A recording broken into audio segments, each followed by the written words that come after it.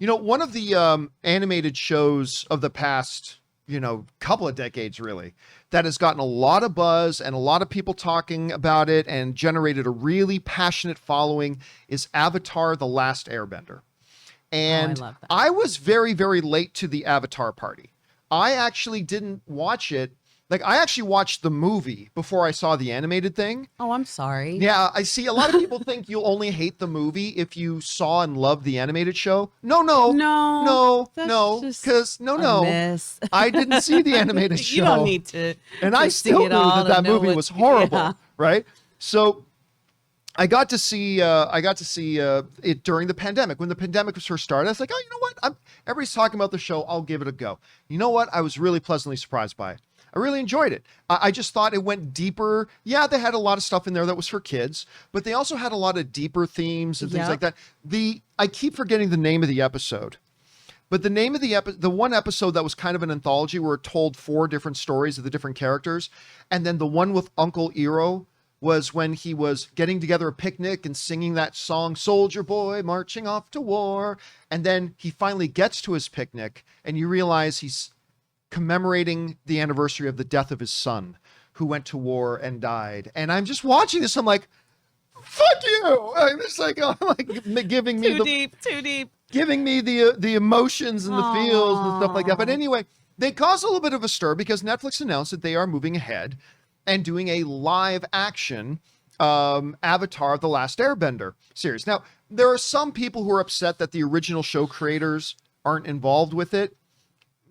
Yeah, but guess what? They were involved with the M. Night Shyamalan movie. I mean, so now granted, they had limited involvement. I understand they had limited involvement. How much? Yes. But guess what?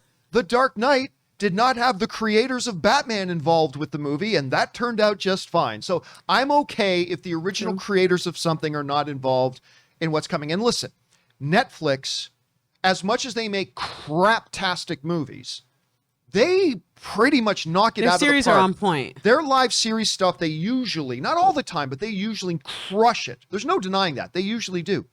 So it was really interesting when they said they were doing live action. Well, bit of a development. We now have our actual cast.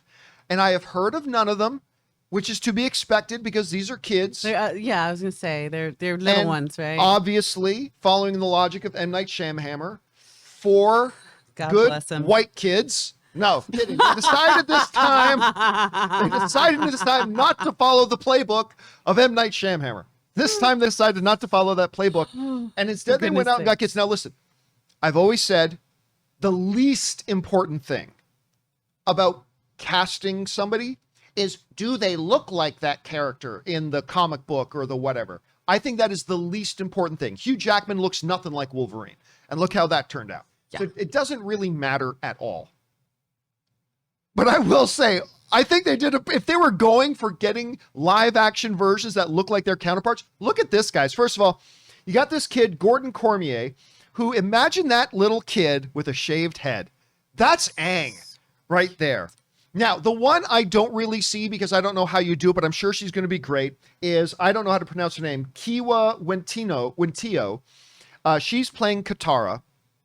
Now, look at the guy beside her, Ian Quinsley, playing Sokka. Listen, that kid looks just like him. If you just brought up his picture to me out of nowhere, I'd say, you know who this kid looks like? The animated character Sokka. You look at the face. He's got the Sokka face. He totally does. And then at the end, this kid, Dallas Liu, playing Prince Zuko. I look at that face and I just think, that's frickin' Prince Zuko.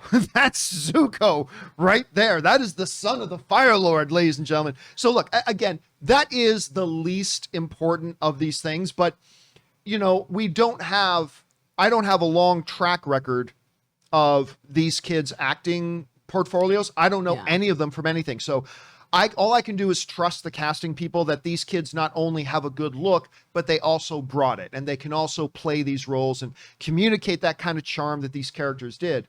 But if all we have to go off of is the looks of the characters, I gotta say they kind of crushed it. What do you think about these kids? And are you looking forward to a live action Avatar: The Last Airbender? I'm looking forward to it because I'm like, second time around, let's do this, guys. Let's hit a home run.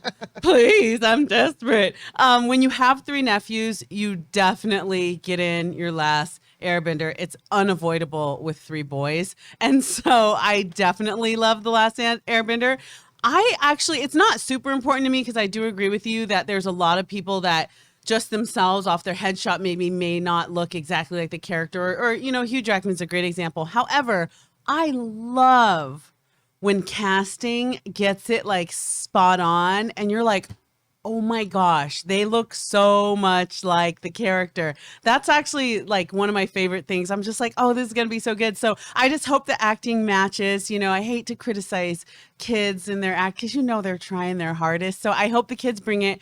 I hope the creators do a great job of the storytelling and really it's get some kids that have some good skills in there. But what makes The Last Airbender so relatable and heartwarming is that it's so like it gets to your heart, like you were saying in that scene. And because for those who know what it's like to have to they're my nephews, but have to watch cartoons with your kids, you're like, oh God, I hope this has something for me, for goodness sakes. But it's such a pleasant surprise when it has something for you as well. And so I have high hopes. My fingers, my legs, my ears are crossed because yikes. Yeah, there's a lot of people keeping the fingers crossed for this. And again, listen, the only reason I have some confidence in this is, again, Netflix's track record for their live action movies sucks. But their track record for their series, you got to give it to them. And their kid stuff is good. And then their kid stuff has been good. They've got some good kids series. I'm like, Jaden, the show's on. Yep. He's like, I'm going outside. And I'm like, I'll watch it myself. Anyway, guys, the question is for you. What do you think about this? Listen, obviously we don't know the long track record of these kids' acting history, so we can't go on that right now. All we can do is trust the people who have cast them, but I think they look pretty damn good. How are you guys feeling about this live action adaptation of Avatar: The Last Airbender? Jump on down into the comments section below and let us know your thoughts.